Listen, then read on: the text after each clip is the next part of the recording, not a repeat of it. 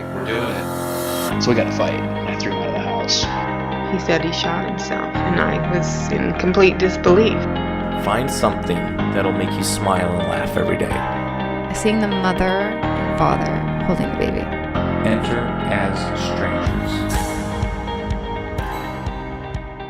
Welcome to the podcast number 13 of Enter as Strangers. Lucky 13. Lucky 13. You ever notice when you say enter as strangers really fast, it's easy to mess it up? Oh, it's way easy. Yeah. So anyway, welcome aboard. We've been sitting here for a few minutes trying to discuss our topic for the night, being it's one of our one-on-one podcasts with Eric and I. And we've had some requests over the last few weeks where people are like, yeah, we like the stories a lot of the guests that you have in, but people keep asking us for us to tell our stories. So, which we've been really hesitant to do because it just seems lame in a way. We started this so we could talk to other people, not talk about ourselves. Yeah.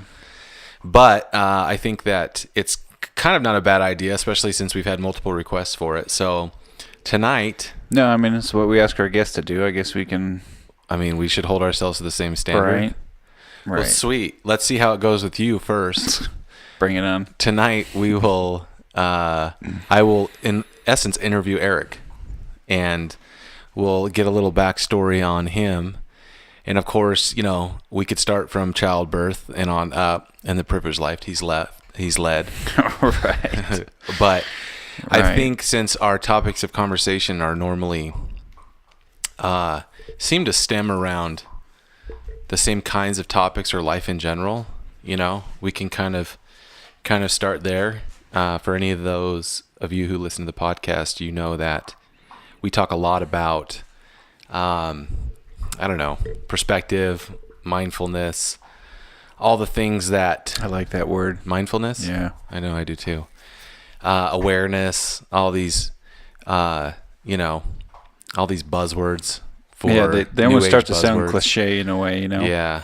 It's always, Over time, but... I think when people hear them, there's so much self-help stuff out there. Yeah. That people hear them, and a lot of reaction is to immediately shut down. But anyway, I've specifically been asked, you know, what have you gone through in your life that has kind of brought you to certain lessons that you've learned?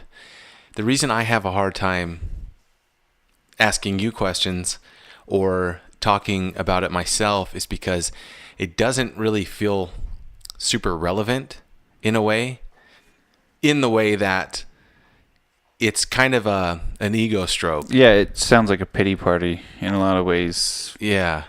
Personally, I mean... To talk about... Because it kind of goes against, right. you know, the whole idea of mindfulness and whatnot. So, Eric, let's just call it... Okay, so let's just back up a quick second. Years ago, me, you, and Bill, our uncle, who is really close to us in age, so he's more like a brother, started kind of getting into these concepts of mindfulness and the things we were just talking about. And we actually started to, under, you know, kind of the sitting in the shed, coming up with ideas for things to do with our life. Mm-hmm. We kind of started to work on an actual, what we considered like a course, right. An awareness course, for lack of a better term. And it kind of stemmed around the idea of what Bill had done in his previous life, which is to be a youth counselor, wilderness survival youth counselor, I guess you'd call it. Basically, he'd take Troubled youth. Yeah. He's part of a group that took troubled youth out in the middle of nowhere. Right. And taught them survival skills and stuff like that. So all that kind of time frame in our lives was really focused on that stuff. And again, this was like starting the podcast. It was a time, I think, where I had recently gone through a pretty big shift in life, and that seems to be when we probably make the greatest strides, is a big shift. And I know that, you know, around that time frame, a little bit after my situation, you know, you had a pretty big shift in life too. So right. Where did the awareness stuff start for you? In the way that you really, you know, picked up a book or you started really paying attention to the concepts of, you know, ego and essence and all that good stuff. I mean, it's so hard to sit and go back in time and put a timeline together because it all just kind of correlates and just falls in line in some way or another. But, I mean, if I'm putting a start date to it or a period of time, I mean, mine always seem to revolve around my personal relationships, intimate relationships. Right. For whatever reason, those, are for a lot of people, I'm sure, monumental things, and especially when there's breakups and so on. But it was in my marriage years and years and years and years and years ago now. I don't know. Let's guess. You make it sound like it was 30 years ago. Well, no, I mean, let's see. It was Well, I mean, how old? 10 years, 12 years ago, somewhere in that range. So 12 years ago, you were married. Yeah. And it, going through a rough time and breakup and, uncertainty, just feeling lost and so on. And I think at this point, you and Bill had kind of already been exploring this path, and just due to the amount of time we used to spend together and still do spend together, in the shed, in the think tank. Yeah. Just kind of followed suit and grabbed The Power of Now by Eckhart, and I think that was really the launch pad, if you will, for it. The book blew my mind at that point in my life, and was a complete radical change in the way I thought and viewed. So you read a book, right? And that kind of changed your perception of things. Yeah, or for gave sure. you tools to start working with. Yeah, I mean, information's powerful, and if you're open to it, at least. And that book was very, very powerful, and it immediately led into the next and just the next book, and just practice, putting it into practice and getting those little. It's hard to articulate it, but getting those little examples, those little nuggets in life that go, and kind of help solidify some of the questions you may have in your mind and skepticism at that point. But it made sense. I think maybe I was just ready for it at that point in my life because it made sense. So what was that? Can you kind of describe what made sense? I mean, at the moment, The Power of Now, just kind of what the book is about, that now is the only moment we ever truly have, and, living in the present as much as possible, that right now in this moment, nothing is truly wrong with this moment, that is beautiful, and, I mean, that's really ultimately for me the whole concept of the book, right? And what I took away from it, and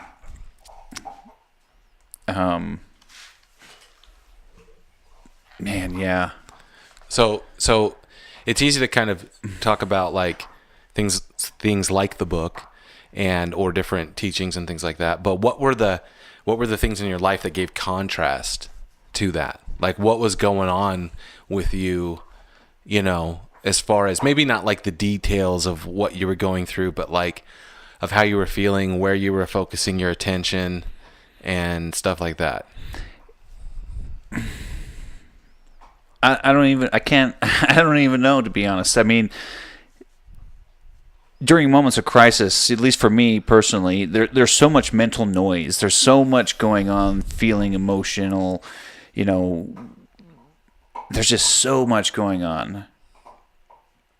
And I don't want to say selective memory, but when it comes to that kind of stuff, I have a very forgetful memory that I just kind of process it, let it go to where it doesn't retain over the years. But was it always like that? Or is it through the practice? I think it's more through the practice because even now it seems way shorter in a way, right. But so that would be like kind of what you're talking about would be if we're speaking to the book itself is in The Power of Now. Eckhart Tolle talks about pain body, right? And his definition of pain body is this kind of concept where you have things that you go through, and you store those things, inside yourself, and you hold on to them and you dwell on them, negative experiences, and that they reflect and act and affect how you act in different situations. Well, that they you're eventually experiencing in seep the now. into your subconscious and become, quote unquote, part of you. Right. But it's like this. It's I always equate it to like this monster. Right. If you just keep adding to it, if those things aren't dealt with, if they're not let go of, It is a monster. you're basically living in the past in that regard. Yeah. And it's a monster that can drive you. Oh, it's definitely a monster that drives me, most people, I think.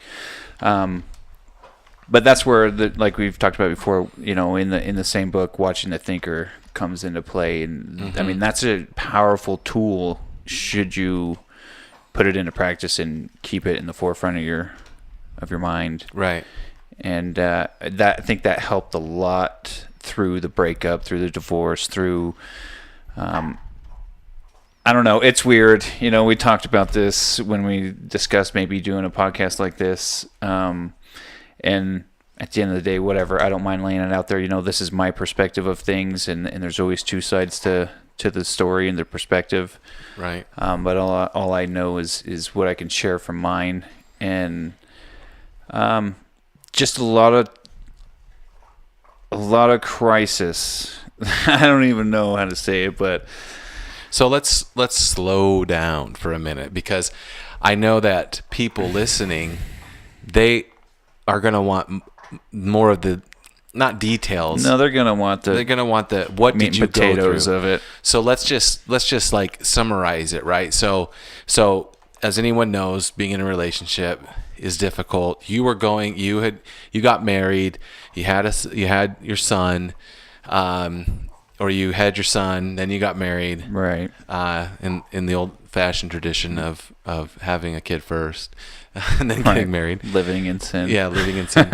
And then you guys, had your issues, and when you were going through that, where it's a lot of perspective things, it's a lot of your baggage, her baggage clashing. You're young, right? Yeah, I mean, we talk about hindsight all the time, and it being 2020, and I got whatever just laid out there because I got nothing to hide from any of it or be ashamed by any of it, because we're young and immature, and looking back, you just don't know any better, Right. and you're dealt the cards you're dealt, and you do the best you can with them, and So during this time, concepts of kind of ego, right? Which is a Right. buzzword. Yeah. And things like that, short of hearing the word ego and kind of having a definition of what that is. But these concepts of things that were driving you didn't really have any kind of reference point or any kind of certainly not. separation of those things. No, certainly not. No. No, I never toured down that path, never had any nuggets at all to a quote unquote higher level of thinking, or, Right. Or a different level of thinking. right. No. I hate calling it a higher I level know. of thinking, because I it know. implies that It the way. sounds, yeah, This goes back to that whole, forgive them for they know not what they do exactly. statement, which I'm pretty sure we discussed We before, did. right? We Okay, did. good. And I certainly didn't know any better by Right. any means. And it's weird. It makes you question yourself, which is a powerful thing and a good thing. We talked about it before. It starts to bring in your awareness to your conditionings and why you are the way you are, and to question those things, and to, you're trying to essentially reprogram years and years and years of a certain way of thinking. Right. But do you realize at the time that that's what you're doing? No, at the time, I mean, in the moment of crisis, in the moment of turmoil and stuff, you're finding ways to survive. Well, I'm talking like when you start to get the concepts and you're starting to read these materials and you're starting to get the truth bombs and things like that and have these aha moments, as Oprah would call it. Right. Are you processing,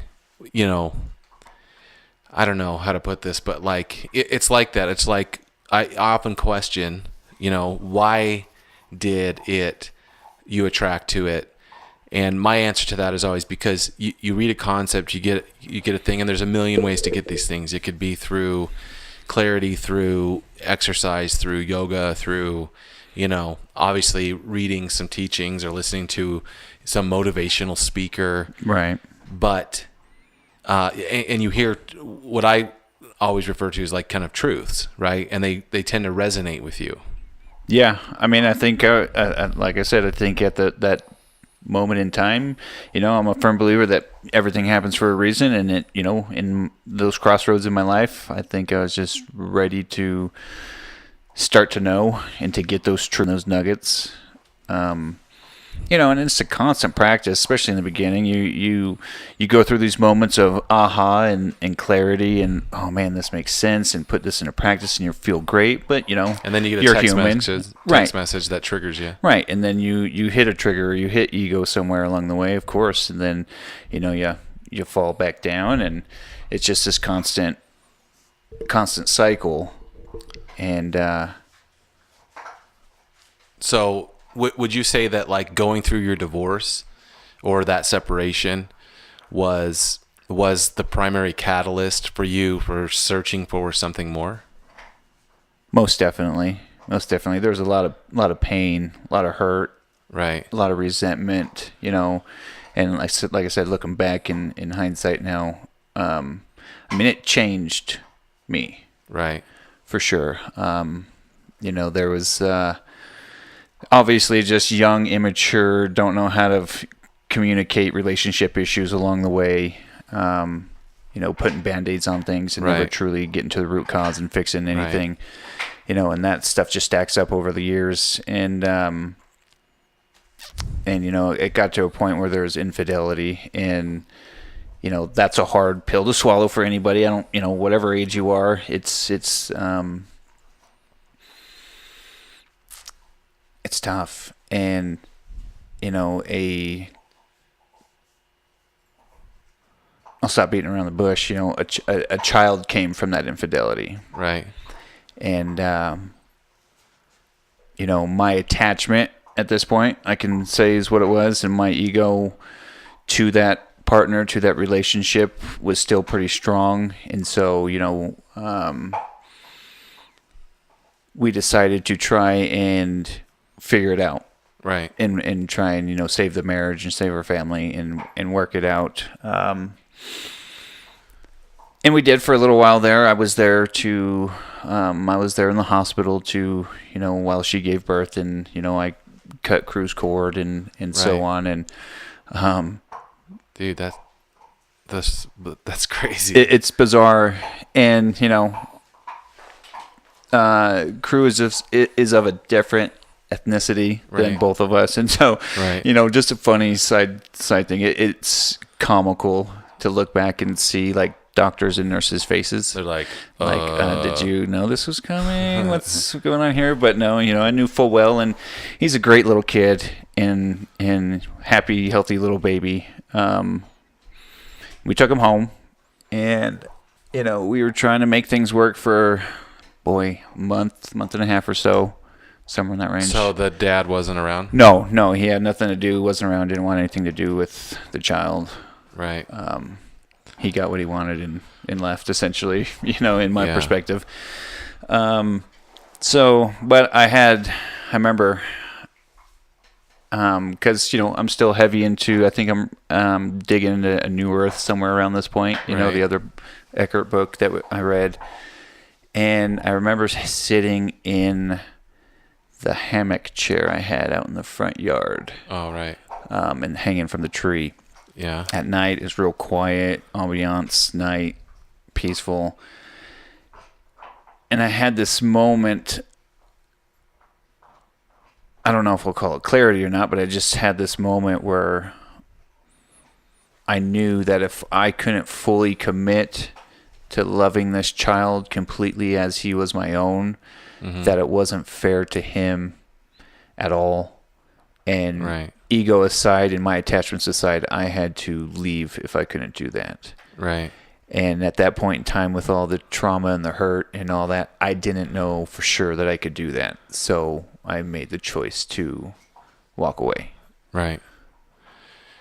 But it's never just walk away, Of course not. because then it's No. like the drawback in and then the back and forth of it. And that's a weird thing to go through when you're trying to process concepts. Yeah. Where you're starting to know better. Now you're starting to recognize, Right. my ego's driving this, my pain is driving this. It's not healthy for me, but you do it anyway. Yeah. And I only throw that out there is because at this stage I was around quite a bit and was there, going. You do. Your ego fights it, Right. completely, and that's one of those downward spirals on the roller coaster, if you will. Your ego kicks in hard, and it's got years and years of conditioning and years of being the main thinker. It wants to be the main thinker. Oh, of course, it wants to control it all, Right. and it had for so many years that it's still strong at this point. Right. That gap between watching the thinker and Right. that moment is still quite large. And there was plenty of quote unquote egoic things and aspects that even after I left that you hold on to as this person, this man, and you don't want I don't even know. Yeah, no, I hear you. But then you go through that inner turmoil where you start to beat yourself up because you know better, or because you're learning better and have had glimpses of better. Well, it's like that conditioning. You kind of hit on something there that I want to jump back to, right? It's Yeah. like when you said, being a man and Right. this and that, which are all like these conditioned things Right. or social things that you're grown up with. Right. And I'll just refer to an anecdotal story of someone that we both know who was with a girl for a long time. They split up for a while, and while they were split up, she started seeing someone else, and the guy ended up buying her some couches, right? Mm-hmm. And then our friend got back together with her, and he refused for the rest of their relationship to ever sit on those couches, Right. because they were purchased by another man, Right. which is a hilarious story, but it's that thing, right? That social conditioning of when you're a man, this is which is all, because here's the thing. If you look back at what you were just talking about, right? How much of that stuff matters? None of it. None of it. No. None of it matters. Not a damn bit of it. Those things we hold on to, like whatever they are, right? Whether it's male vibrato or whatever, that, or it's a certain way we are that we resist acknowledging, but we hold on to them like they're life preservers in a raging storm. And it's much harder when you do that than if you just admit or go, yeah, that's how it was, or that's how I am, or that's, when you just face the truth of it. No, it's so true. It's so true. It, looking back, of course, that relationship and the most current one that recently ended, I'm grateful as hell for them, of course, because they've gotten me to where I am and into this point of full confidence in who I am and the type of person I am and where I see myself in the future state. But I am grateful because they taught me a lot of lessons along the way. Not only consciousness lessons, but relationship and just the whole 9 yards of Right. what really matters. What really matters in this life. Okay, well, there's an interesting point then, because the second one you're still going through it. Right. I mean, it's still, in reality, still pretty fresh. Right. So give some, give me some idea of the lessons learned the first time around. Did you see, because a lot of it's similar, a lot of it's different. It's still a breakup. It's still a major life shift. Yeah. Mm-hmm. So did you find that? Maybe this isn't a fair question, but let's say you take the awareness out of it, right? Let's say you didn't learn better, right? And you just struggled through it, and it becomes this bitter relationship or whatever it is. Mm-hmm. Do you think do you think there's been a difference in learning from the two relationships, right, between what you experienced before and what you're going through now, right? Those, I mean, you learn lessons. It's hard to say, but without awareness being a part of the equation, I can't say for sure, but I don't think it would have made any difference then. I think they would have been one and the same. So if we really break it down, the freak out of the first time around versus the freak out of the second time around, right, is less the second time around. The freak out factor, the ego factor. Oh, most definitely. It's a totally different. Most definitely. Like, I mean, the first time around, it's the typical can't eat, can't sleep for weeks, your support system, you feel like you need them around constantly. It's hard to be alone. It's all those typical things I think a lot of people can relate to. This time around, there was a little bit of that, but, and it's age, it's wisdom, it's learning, it's all of it is a factor in it. But, I don't want to lessen it by saying it was easier this go around. Right. But it has been easier. It's been easier to manage and to deal with and to see the truth behind it for myself, that it's made it, much easier to process and to deal with. Right. And I contribute that completely to the lessons I've learned along the way, and the information I've taken into my life and practiced as often as possible. Right. Yeah. Isn't it weird how you go through something, and if it's like catching smoke. It's hard to kind of articulate it in a way, because it sounds like this kind of woo-woo thing, but it's like you can sit and have a conversation with somebody who's been through something in their life that's been hard or difficult or whatever, and maybe they've turned to their faith, their religious faith, to get through it. Maybe they turned to some sort of practice as far as like whatever it was, and kind of reshaped who they are through the process. Mm-hmm. But also you have people who haven't done that. They just struggled through it. They carry a lot of baggage from it, and then they go into the next thing and they make a lot of the same mistakes. Well, I mean, yours truly, from first relationship to this most current one, even though I'm entrenched in learning and practicing, the ego is still a huge driving force, and always will be, For so long, I wanted to fight the ego. Right. I wanted to fight it. No, and resist it. And, I've at least have learned better that no, you need to embrace it and to love it and allow it to be, so it can also allow it to leave. Right. Right. But I took, even in the middle of, learning and so on, I took a ton of baggage with me. I mean, that was a lot of hurt and a lot of trauma, and I took that, and I own my shit for sure. I'll be the first one to admit my shit. I took that, and it got our relationship off to a rough. The second relationship. Right. Rough start. And that's what's the thing is, if you go through one thing, and you quote unquote feel better or heal it, right? Or you think you're better. You don't even know until you're presented again with a similar energy, a similar situation where your unconsciousness and your consciousness start to react, because now all of a sudden you don't want to go through this again. That pain is stored. That's the pain body. The pain body. That pain is stored, and so Mm-hmm. you start to react, and that's where the real test comes in. Yeah. Of how you deal with it. And that is the real test. Right. And it was a struggle. It was a struggle. Right. To because again, in a lot of ways you're dealing with something that's not even there. It's not there. It wasn't there. Right. It wasn't there. This person in no way, shape, or form deserved or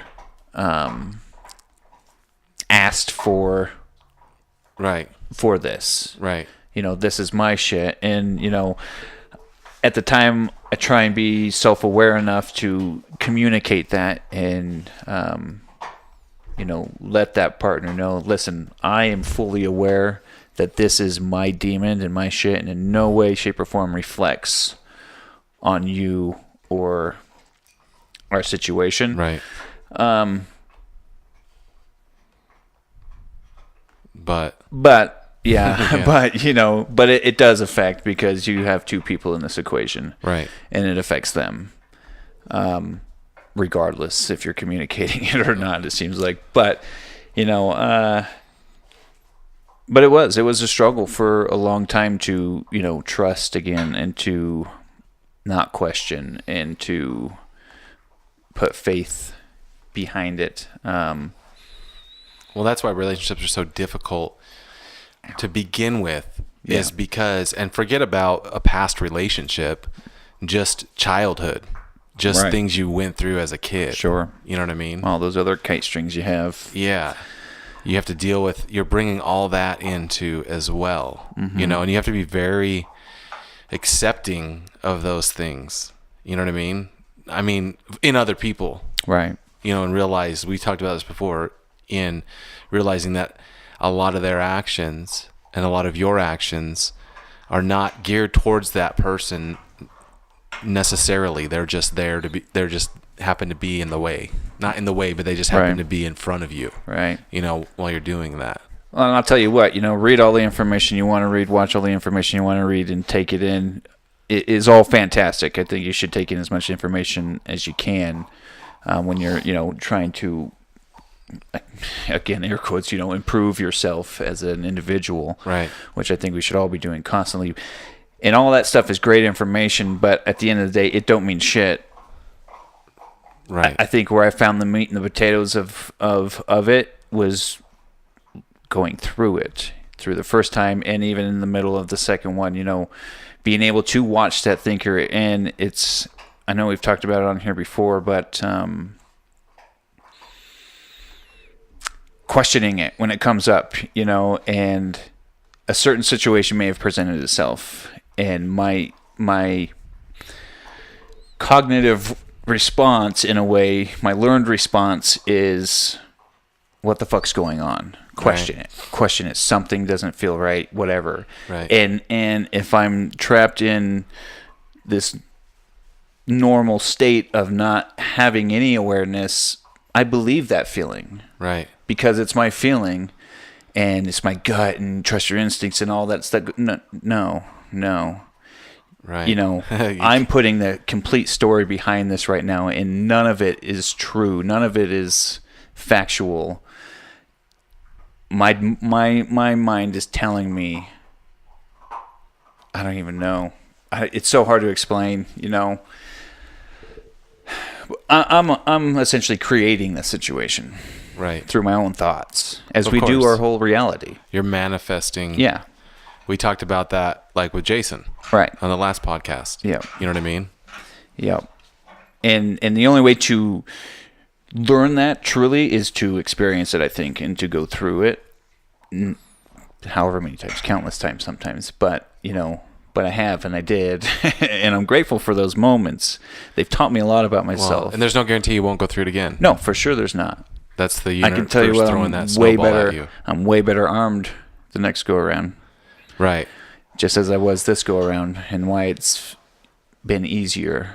Right. And manageable. Which is, in my opinion, the point of it all is just the journey, the practice, the whatever it is. Yep. You know what I mean? And the real trick, I mean, tell me if you agree with this or not. The real trick, since we're talking about consciousness and mindfulness and all that, mumbo jumbo, the real trick with all that stuff is that it doesn't matter either, in a way. It matters, right? But it can't become what you identify with. No. I mean, that's just another attachment at the end of the day. Right. So it's this weird... It's this weird illusion. It is a weird illusion. Yeah. You're the space in between, somewhere in the middle there. Yeah. And that's where I tend to find myself. Is in that space of illusion? Not illusion, but I don't know. It's so hard to articulate the feeling, of it. lies the problem when I was having a conversation with somebody about talking about the journey and things like that, right? In Well, general. it's like they say, I feel like the closer you get to truth, the less words there are to explain it. Yeah. And Right. that's kind of how I find this situation and other situations when people ask, this, that, and the other. It's been experience. It's hard to explain it Yeah. to allow someone else to understand what you're talking about. Right. Like, I mean, there are people that are definitely skilled in orating that or articulating that in Sure. a way, but man, it's like, I mean, it's a lot similar, which I know a lot of people won't have a point of reference for, but it's a lot similar than having a somewhat ritualistic, psychedelic experience or something of that nature. You can't really describe it because it is closer to the truth. Yeah. And the closer you get to the truth of what I like to call essence, the harder it is to describe to people. Mm-hmm. It's almost like, it's like the old cliche, well, you just had to be there. No, You know? it is. I mean, I could sit here and give, Joe Blow plenty of advice and tips and, so on. Right. But when it comes right down to explain, Right. explain it in your own term, or I don't know, explain it. Give me an example. It's hard to do that. It's hard to give that example Yeah. because you've just got to go through it. Well, even me sitting here asking you questions like I'm interviewing you, which is kind of silly in and of itself, but it's like trying to correlate things and trying to explain things. It's difficult to do. Because it's all one big bowl of spaghetti again. Yeah. It's all intertwined. It's all connected. And to try and, I don't know, map it out, if you Right. will, is really difficult to do because it is so just intertwined and things cross and link together in certain weird ways. And that's where that's what's, I don't know. This might be boring to a lot of people, but it's funny because it's the catch of the discussions that we find ourselves in. I'm talking about you and me specifically a lot of times, or me, you and Bill, or whatever it is. Is that it's like I could sit here and ask you, tell the story of your divorce and the infidelity and what you went through and all the details of all this. But for you, they're very attached to a major process you were going through at the time. Because, and I'll just touch on it real briefly, same kind of situation that happened before yours, right? I just lived in this space of blinders on, got married, had another child, blah, blah, blah. Went through separation that was really rough and went into what I call my dark period, and had a 2-year-old daughter, blah, blah, blah. And then found this, someone said, hey, read this book. And it was actually The Peaceful Warrior by Dan Millman. Oh, that's right? a great book. Yeah. Great book. And that kind of triggered that, along with some other activities that I took some interest in at that time, kind of triggered this momentum shift of like looking at things from a different perspective, looking at, inquiring about things I didn't know about. Right. So my story of that kind of led me to that. And you obviously ebb and flow from that throughout life. When things are good, Yes. you tend to fall back away from Yes. that. And then when things are going bad, you go back to, okay, yeah, what worked before. Yeah, definitely. But it's a lot of the same. It's a lot of the same thing, and it's kind of forever intertwined. And in a way, there's not a lot. I don't know, man. What do you think about this? If you lined up 10 people and you had a half-hour conversation with all 10 people, right?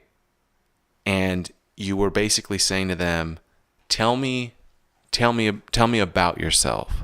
Tell me about yourself. And would you agree that out of those 10 people, the people who spoke in the past tense more than they did about who they are necessarily now are a little bit, they're God, I can't even articulate You what I'm can't saying. because You can't, because all those stories you're going to get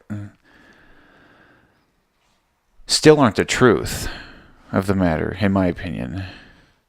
Yes, you are a correlation of those things, but that's still not you. Right. In my opinion, you are all of it. You are love. You are essence. But if someone hasn't realized that, Right. they may tend to sit in the past more. For sure, because we all do. That's all we have to go off of is what we've experienced and been taught in the past. So I think, you identify with those things. I'm a guy that was cheated on, and I've did this accomplishment and that accomplishment in school, and and those are the things you identify with and define as who, quote unquote, you are, I guess. Right. And while they're all beautiful things and all things that have brought you to where you are, they're still not you. Right. And I know that sounds easy, maybe. Well, I think the difference is whether or not you think they're you. Right? Whether or not you tell yourself that it's you because you identify with it. What I mean by that is like someone going, "Oh, that's just the way I am. That's just the way I am." Like we're talking with Jason. Right. Well, not are you? Is that just the way you are, or is that the story you've been telling yourself for 25, 30, whatever years? And I think, when I hear someone say that, and again, it goes back to, forgive them for their know not what they do idea, but I'm going to call bullshit a lot of the time. Well, it's bullshit all the time. Well, it is all the time, but they may not know better. So it's hard to, cross that line sometimes, but it is. It's total bullshit. Well, that's just who I am. No, it's not. Or it doesn't have to be. Right. You don't have to continue to be defined by those things. Right. It's still your choice. Yeah. And I know we got a little off topic as far as, my story, but that's just kind of where it goes. I don't know. See, it's difficult unless we're talking about a specific thing. Yeah, if you ask me about a specific story, I can give you the details of a specific story. Yeah.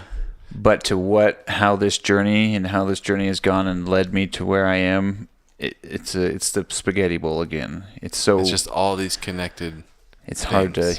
hard to really sift through it all and have it make a ton of sense to someone, on the outside. Yeah, it's not a very chronological thing in the way of how you process and what your mind is doing and how you interact with people and stuff like that. Right. We may have talked about this before, and I can't remember, so if we have, I apologize to people listening. A piece of the story that I can tell you that made probably one of the biggest shifts for me within recent time period, relatively speaking. So I mentioned, obviously from my first marriage and the infidelity and the baby and all that deep-seated pain and pain body that I carried to the next affected that new relationship for a good amount of time. And not only the relationship, it affected me like there was no tomorrow. I lived in a constant state of anxiety for a long period of time. Right. And that's an important lesson, because while you've grasped these concepts of watching The Thinker and mindfulness and all that stuff, you're still subject to it. In a way, it still doesn't work. No, in a way. No, and that's why I try and it's a constant practice. Right. It's got to be. It's just life. Yeah.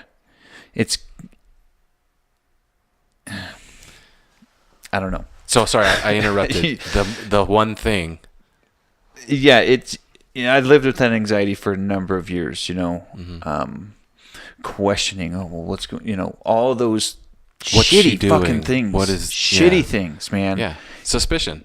Yeah. If you're just talking about a relationship, sure. suspicion. Yeah, just suspicion, mistrust. all of it. That's my shit. I own that. That's my fault Right. for bringing that and not ever truly healing it to begin with. Right.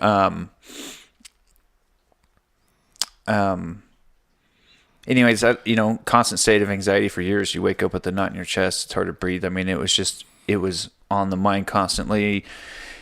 At the same time, you're trying to combat it through awareness or whatever, but then you get down on yourself because you do know better. But I don't know. It's hard to explain again, but it was a shitty time to live with that.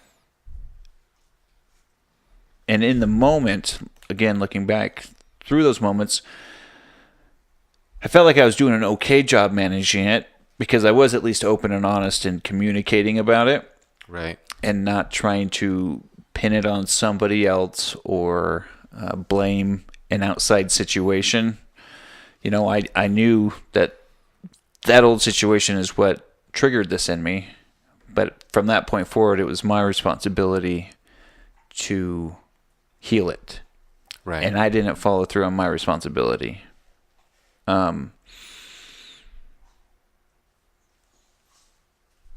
Fast forward few years, 3-4 years, somewhere in that range, I'm assuming, guessing. We were here watching a Tony Robbins clip. And this is my favorite one that sticks with me to this day. And I think it's a practice everyone should do. I challenge people to do it.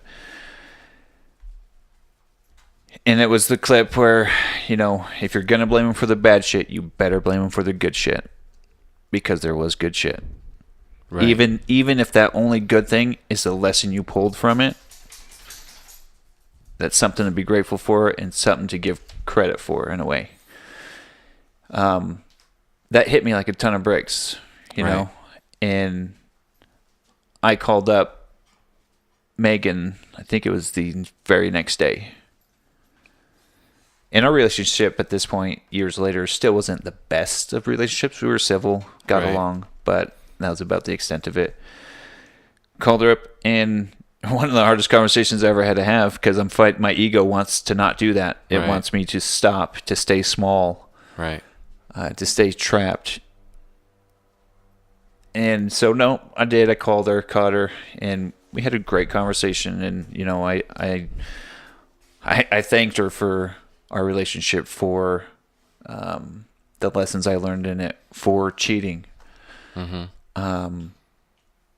But for all the other good things that, she did bring to the relationship at the time. And I tell you what, I hung up that phone.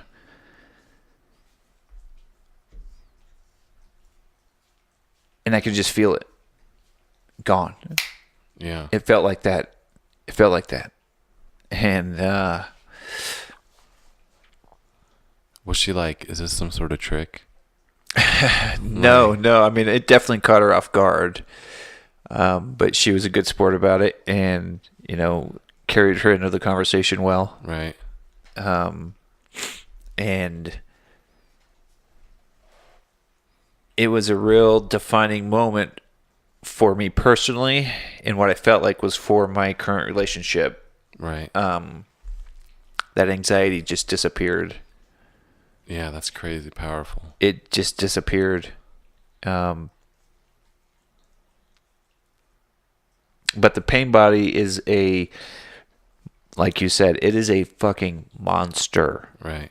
It will find whatever it can find to rear its ugly head. And even though that anxiety is healed, and I found that, for lack of a better term, closure, if you will, with it, there's always going to be those moments where that pain body wants to poke its head through real quick, and it may spark a feeling, it may spark a thought.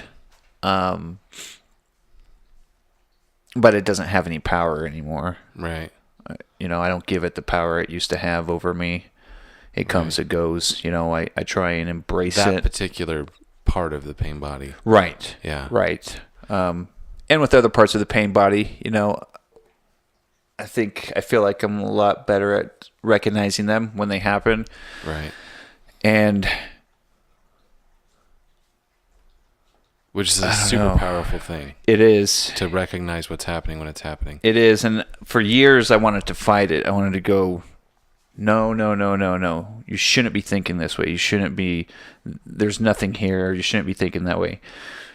The fact of the matter is you are. Mm-hmm. And I was. And I've learned, I guess the old saying, let it flow, let it go. You know, don't resist it.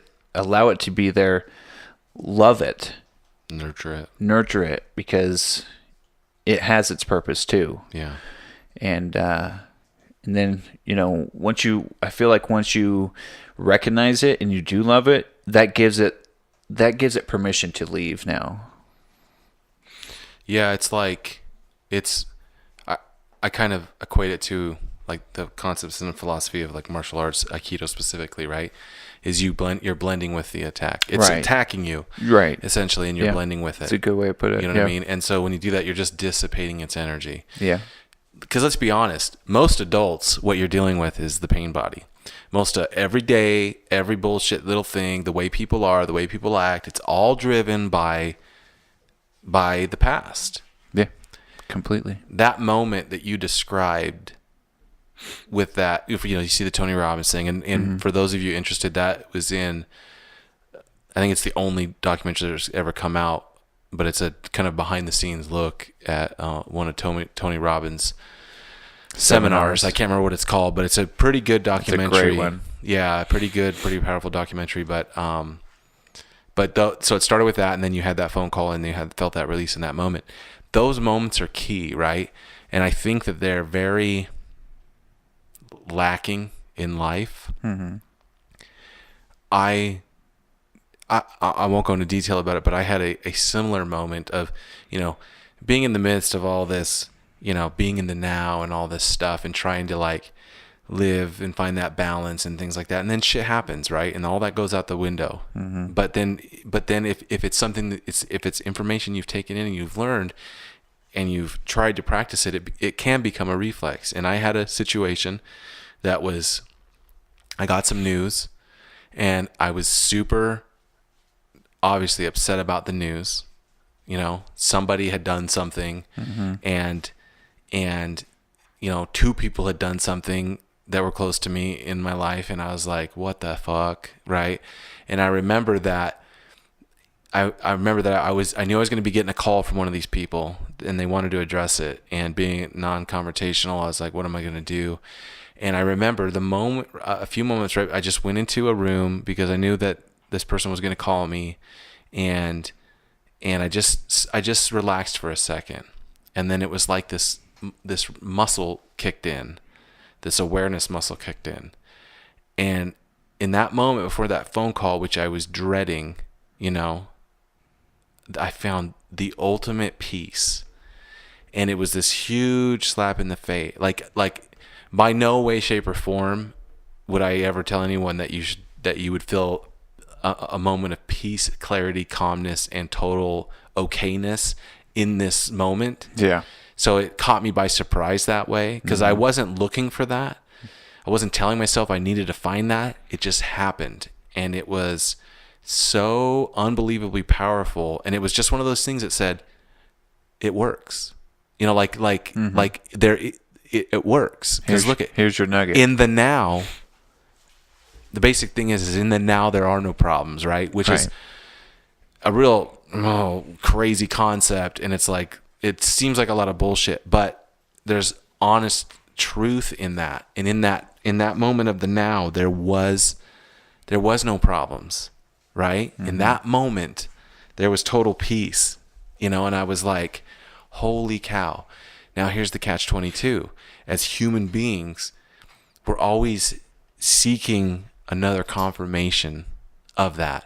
Right. Like there was proof that it works, Right. that the practice works. But then, you get a year down the road or whatever, and you're like, it's bullshit, or I'm never in this and that.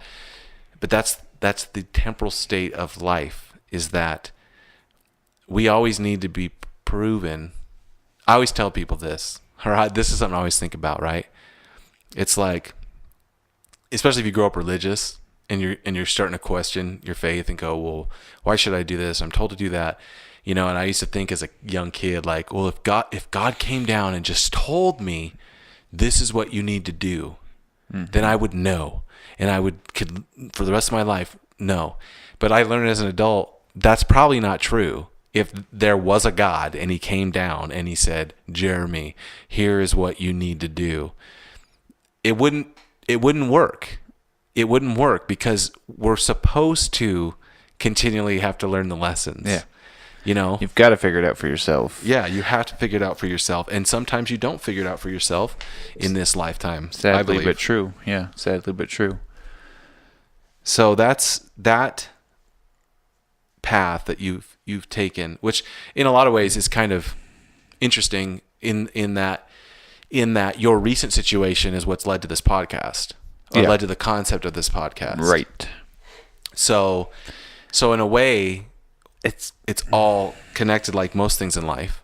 Oh, it is. It's part of the spaghetti bowl again. It is, and there'll be more noodles to throw in that bowl later down the road. I'm sure of it. Right? Because it is. I mean, that's what we're here to do. Like you said, to experience the journey, to experience. Right. Period. Yeah. To experience being. Yeah. And there's some shitty ass times, but there's some remarkable times too.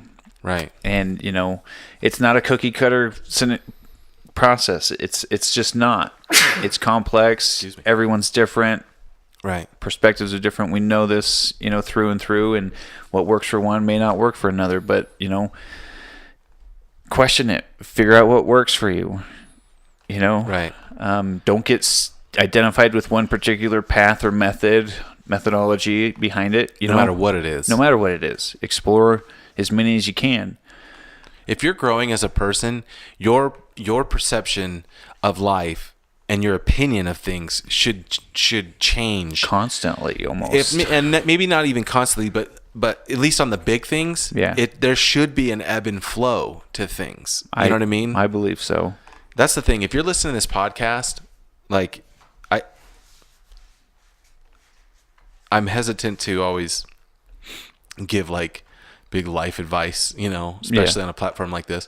But if you're listening to this podcast and you're listening to it for an entertainment value, which is great, but not that we're sitting here wanting to be teachers or guides for anything, because I don't really want to do that. I don't want to be responsible for anyone's well-being.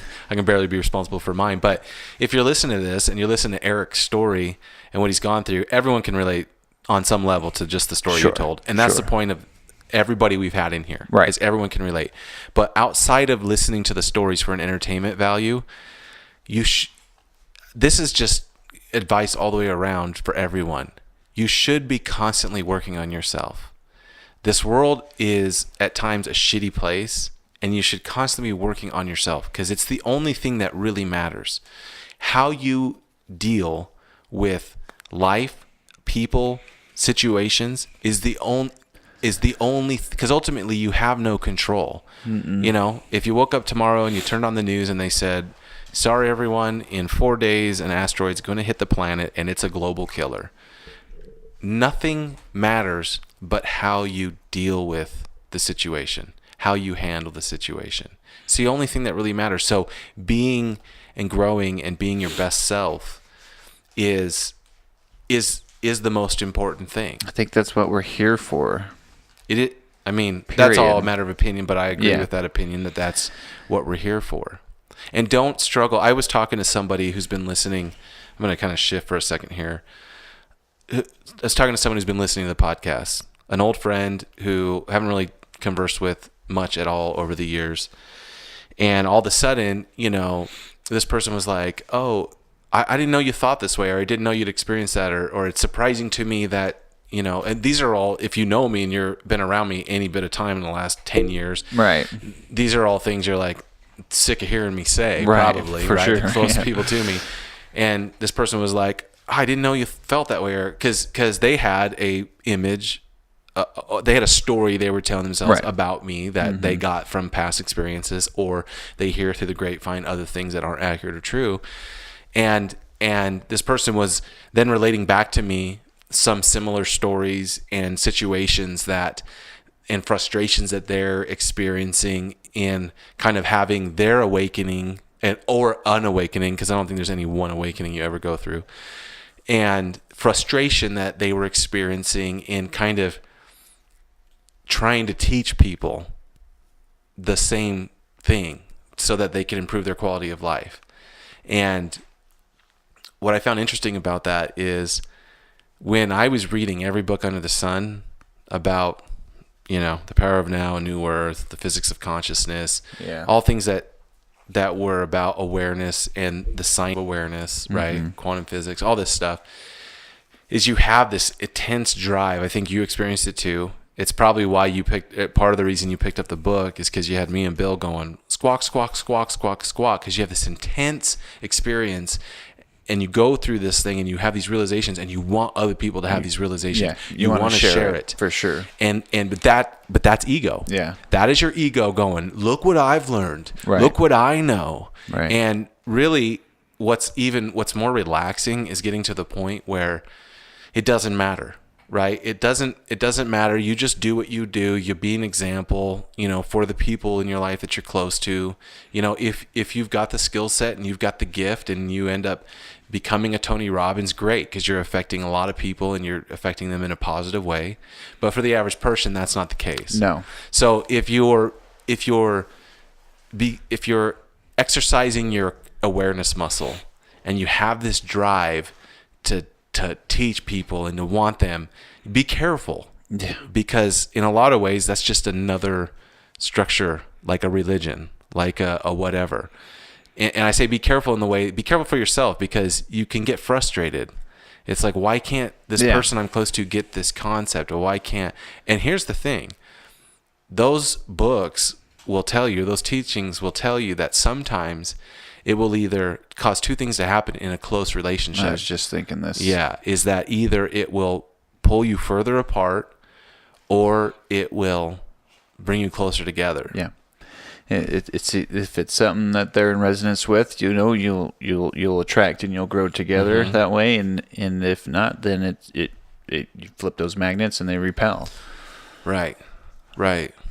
And it just may not be their time for it. They may not be open and ready for it. I think everybody's, well, not everybody, but I think when it comes to you for a reason. Right. And it's a beautiful timing, and it's there for a reason. Pay attention. And I was just thinking that same concept, because with the podcast right now, because of what you said, this may not be the most entertaining thing in the world, which of course we want to entertain the people who are gracious enough to listen. And we want this thing to grow. But at the same time, if what we talk about doesn't resonate, doesn't matter. It doesn't matter. It will, repel. Right. Some, and that's okay, because it'll attract others. And I've had people, I mean you've been around people I'm close to, where me, you, and Bill or whoever, we're going on and we're rambling about this concept and that concept, and I've had people legitimately go, "Oh my God, you guys are talking about that shit again?" That's fine. Yeah, it's hilarious. This is my life for the most part, or this is of importance. Right. And thinking about the like the life coach scenario, essentially what you were talking about with your friend. Oh yeah, right. That career path has always really intrigued me, because I do have this drive to be a support system or to somehow give back. Right. Not that I necessarily have anything to give. That's the conundrum. That's the double-edged sword, Well, yeah, or feeling like a fraud, right? In a way, right? I mean, because we're all human, right? Still, besides maybe Eckert, that dude's a beast. But yeah, I know. But it is, because it's like sitting here now, trying to articulate this to you or to listeners. I don't know. I know what worked for me, or what does work for me in times, and I know what doesn't. Right. But you're a different person. You're a different perspective. You have a different mind. Your brain just fires synapses differently than mine. Right. I don't know what might work for you, but I challenge you to find it. Right. that's about the best I can do for the most part, or I can give advice, but what you decide to cling on to is ultimately up to you. And Yeah, it's real interesting what you're saying, because that just made me think of our conversation with our brother, right? It's like, we were asking him questions and going, hey, do you think this? And I could see moments in his head where he'd never even thought of. no, for sure. And to me, it was like, like being a brother and being like, dude, how could you not have thought of that before? I do that all the time with people. Yeah, and I'm sure people do it all the time with me, right? Mm-hmm. And that's the great thing about interacting with people in life in general. But that's the thing. It's like we're conditioned to think certain ways, and especially when we get into destructive patterns in our lives, it's really hard to think differently. And here's the thing. Like, it's like, again, it's a real challenge. But if you know somebody and you have a disagreement with them, right? And you think that they think they're right, and then you think that they think they're right, and it's that whole bullshit thing where it doesn't really matter. But if you can be a person that can just entertain the idea that maybe the way you think is not really how it is, you don't have to agree with the other side of the equation. Right. But if you can just go, what if I'm wrong? What if that isn't how it is? If you can just get to that point, it really opens things up. And then in today's day and age, I remember when I was really heavy going into this stuff and I wanted to share it with everybody, right? Right. I was talking to a guy I was working with, and he started talking politics and blah, blah, blah. And I remember he's like, well, don't you care? Or don't you care about this and that? And I'm like, yeah, I guess I care, but not really. It just doesn't resonate with me. Well, the reason is because none of it makes a difference until people change on the individual level. Yeah, not a We bit can of it. scream and yell about this issue or that issue as much as we want, but until people change, until we evolve as a human race, on things, that's where change will happen. In a book by, I'm going to butcher his name, Daniel Pinchek, and he has a book called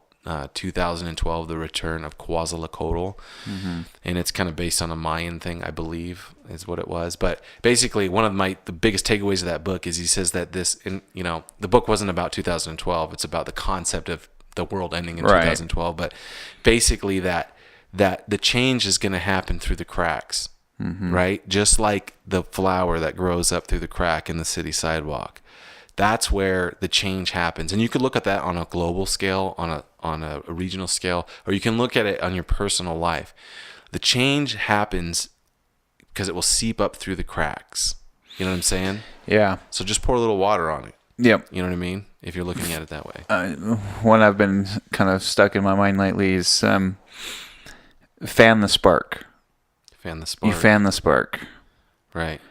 You nurture the spark. It's like bow drill on a fire. You Right. get that little tiny ass ember. Yep. And the potential of what that ember can be. Yeah. You got to cradle it. You got to nurture it.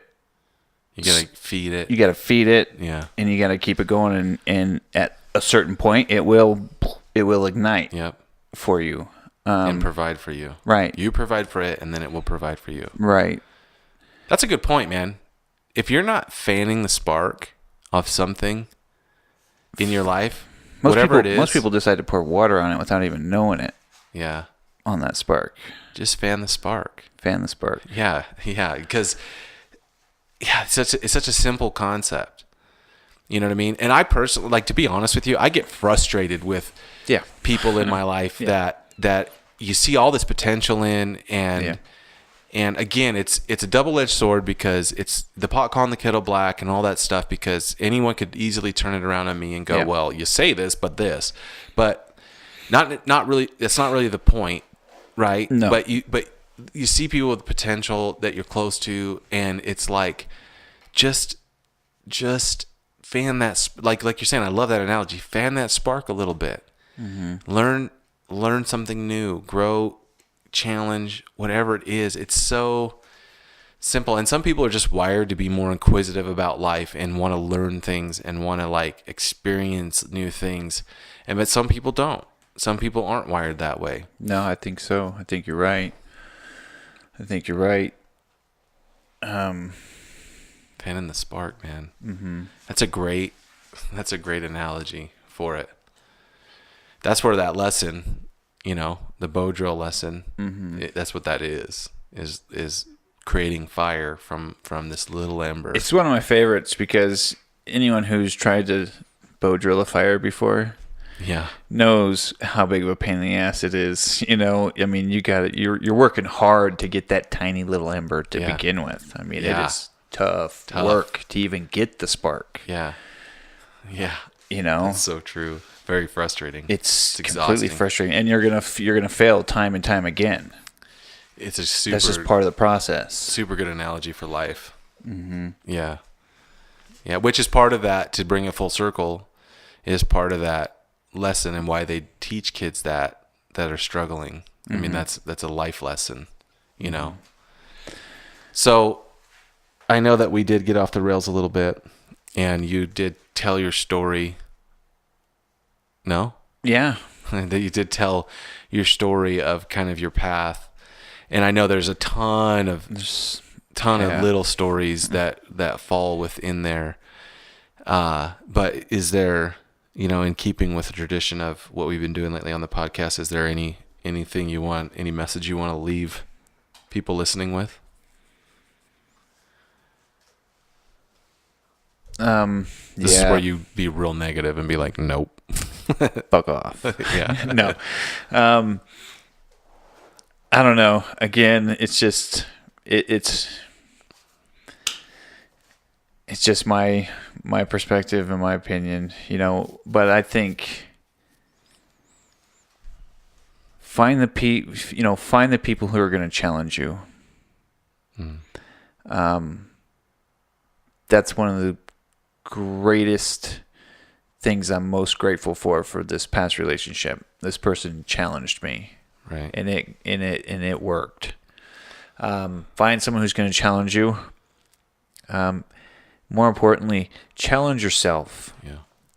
I think the ego is such a strong thing that it's hard for people to own their own shit and to call it out. I'm not talking this self-head in the head talk. Call it out verbally. Right. It's amazing the power behind it. Challenge yourself each and every day as much as you can. Challenge yourself in your current way of thinking. Right. Fan the spark, baby. Yeah. All right. Well, I think you can't leave it on a better note than that. Challenge yourself. Fan the spark. Awesome. Thanks, dude. I think that's going to satisfy some of our listeners to learn a little bit more about you. Yeah, I hope so. The situation you're in. And if it doesn't, just ask me. Yeah, just ask. And then I'll tell you. Maybe we'll use Derek as the guinea pig. So maybe in another future podcast, we'll flip the script and I'll tell a story too. I like it. It'll probably be a lot of the same shit, but I'm sure it will. But all right, everybody. Thanks. Take it easy.